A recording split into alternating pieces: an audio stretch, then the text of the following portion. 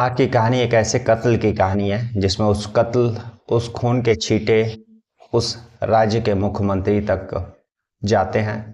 मुख्यमंत्री के में बेटे तक जाते हैं और उस राज्य के उस मुख्यमंत्री पर न केवल एफआईआर दर्ज होता है बल्कि उनको और उनके लड़के को गिरफ्तार करके जेल भी भेजा जाता है और बाकायदा मुकदमा भी चलता है। नमस्कार, मैं हरेंद्र और आज इस क्राइम स्टोरीज में आप कहानी सुन रहे हैं छत्तीसगढ़ के राम अवतार जग्गी मर्डर केस का। 2000 में मध्य प्रदेश अलग होकर एक छत्तीसगढ़ राज्य बना और छत्तीसगढ़ राज्य बनने के बाद जो है कांग्रेस का मेजोरिटी ज़्यादा था और तो लोगों को सरकार की मेजोरिटी जो है वो कांग्रेस की तरफ थी। और उस समय एक बीसी शुक्ला जो नेता थे उनका बहुत नाम था। तो अगला जो मुख्यमंत्री, छत्तीसगढ़ का पहला मुख्यमंत्री जो है बीसी शुक्ला को ही देखा जाने लगा। बीसी शुक्ला यानी विद्याचरण शुक्ला उनका पूरा नाम था और एक फेमस उस समय के नेता थे, कांग्रेस के गदावर लीडर थे। समय बीतता गया, 2000 में छत्तीसगढ़ राज्य बन गया। 2003 में चुनाव होने वाला था और 2003 में जब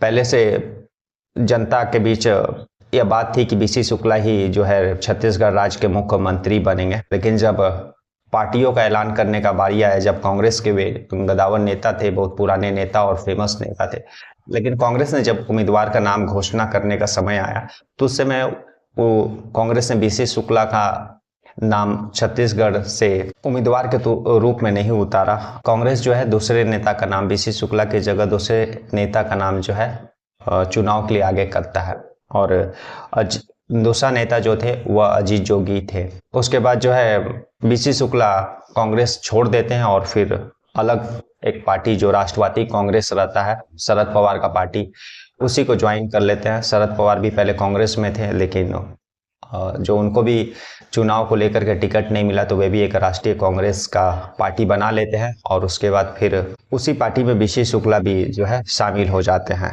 2003 में नवंबर में चुनाव होने वाला रहता है और उस समय जो कांग्रेस के राम अवतार जग्गी थे वे भी जो है एक फेमस नेता थे और साथ ही एक बिजनेसमैन थे।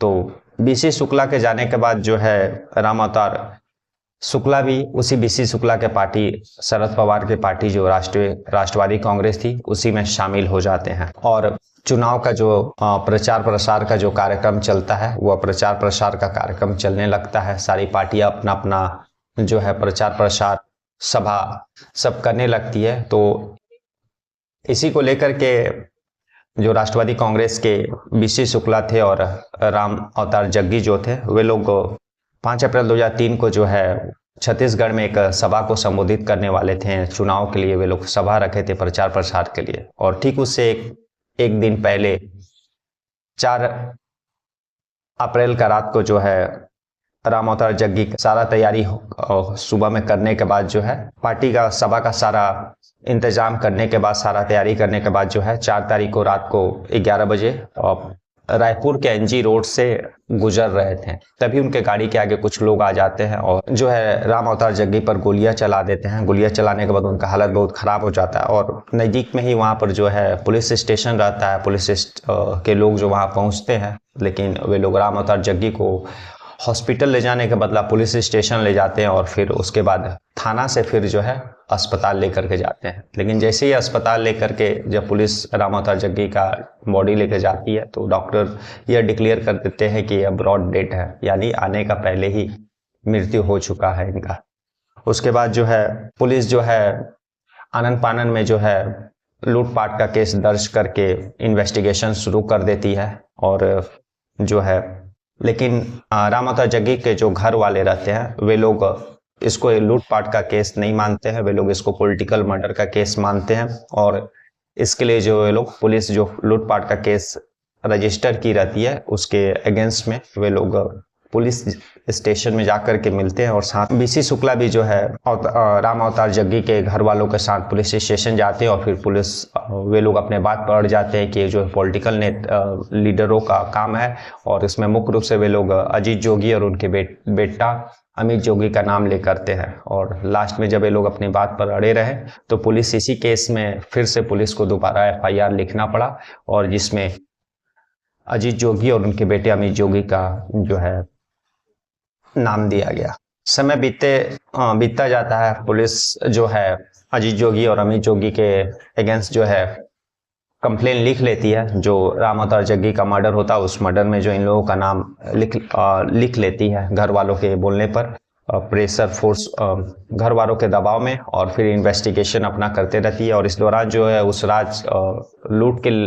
लूट के समय जो लोग राम अवतार जग्गी पे जो गोली चलाते हैं उन लोगों को भी पुलिस गिरफ्तार कर लेती है इस बीच। और 2003 के एंड में चुनाव होता है, लेकिन बीजेपी के जो रमन सिंह हैं वे सीएम बनते हैं। इधर जो है अजीत जोगी जो है वो हार जाते हैं। लेकिन उस समय इस मर्डर को लेकर के बहुत सारे पॉलिटिकल पार्टियों ने ऑब्जेक्शन किया, और इसीलिए जो उस समय के रमन सिंह ने जो है यह केस सीबीआई, पुलिस से सीबीआई को ट्रांसफर कर देते हैं। और सीबीआई जब अपना इन्वेस्टिगेशन पुलिस करती, और इस केस में जब सीबीआई जो है इन्वेस्टिगेशन करती है तो लगभग 31 लोगों को एक्यूज बनाती है, जिसमें अजीत जोगी और अजीत जोगी के बेटे अमित जोगी का भी नाम रहता है।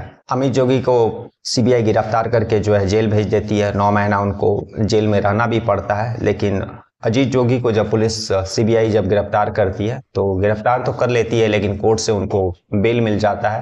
अजीत जोगी अपने बीमारी का कारण बताते हैं कि उनका तबीयत ठीक नहीं है, और जेल जाने से उनका तबीयत जो है हेल्थ और भी खराब होगा, जिसके कारण उनको जेल जाने से पहले ही बेल मिल जाता है, और जो है सीबीआई उसको रिहा कर देती है। और इसके बाद यह केस चलता रहा। और जैसा कि आपको बताते चले कि 2003 में राम अवतार जग्गी का कत्ल हुआ था, और 2007 में निचली अदालत जो है वह फैसला सुनाती है लगभग 4 साल के बाद। और जो निचली अदालत रहती है वह 31 मई 2007 को अपना फैसला सुनाती है, जिसमें सीबीआई ने जो 31 लोगों को नामजद इस केस में बनाया था उसमें सिर्फ 19 लोगों को निचली अदालत जो है गुनहगार मानती है। और जो है एक तो अजीत जोगी पहले ही रिहा हो गए थे, उनको तो जेल जाना ही नहीं पड़ा था। लेकिन जो 31 लोग को सीबीआई ने जो जेल भेजा था उसमें से सिर्फ 19 लोगों को गुनाहगार मानती है, और जो 30 अजीत जोगी को लेकर के 31 हुआ, उन 31 लोगों में से जो है 12 लोगों को बरी कर देती है। उसके बाद राम अवतार जो जग्गी रहते हैं उनके घर वाले इस फैसले के अगेंस्ट में हाई कोर्ट में अपील करते हैं, और क्योंकि उसमें मूल रूप से अजीत जोगी और अमित जोगी को निर्दोष माना जाता है।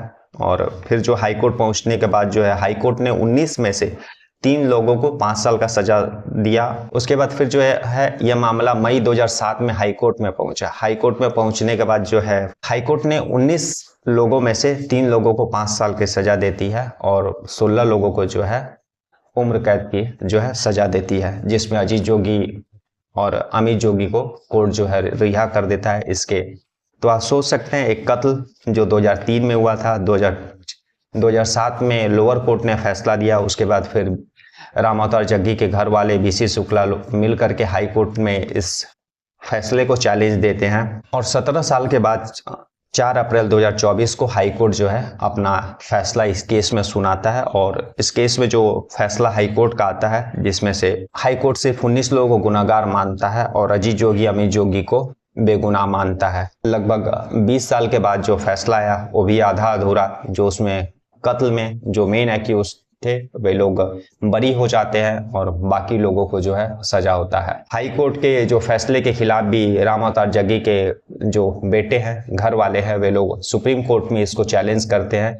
और उन लोगों का यही कहना है कि जो सजा 19 लोगों को दिया गया है वो तो ठीक है, लेकिन मुख्य आरोपी जो अजीत जोगी और उनका लड़का अमित जोगी है, इन लोगों को जो बरी किया गया है तो उन लोग मेन एक्यूज्ड है, उन लोगों को भी सजा होना चाहिए, और वे लोग भी सलाखों के पीछे जाने चाहिए। तो देखिए आगे इस केस में क्या होता है। अभी इतना साल 20 साल 22 साल बीतने के बाद तो अभी हाई कोर्ट का फैसला आया है।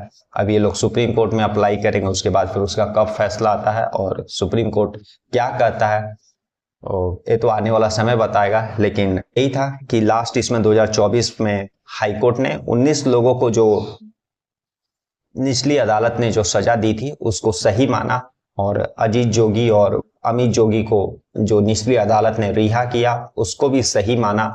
और फिलहाल जो अजीत जोगी और अमित जोगी रिहा है, बाकी जो है जो एक्यूज लोग हैं वे लोग जेल के अंदर हैं। तो यही एक ऐसा केस है जिसमें मुख्य एक्यूज्ड होते हुए भी सीबीआई में और पुलिस एफआईआर में जिनका नाम दर्ज है, लेकिन कोर्ट में जाकर के जो फैसले में इन मुख्य एक्यूज्ड को जो है रिहा कर देती है।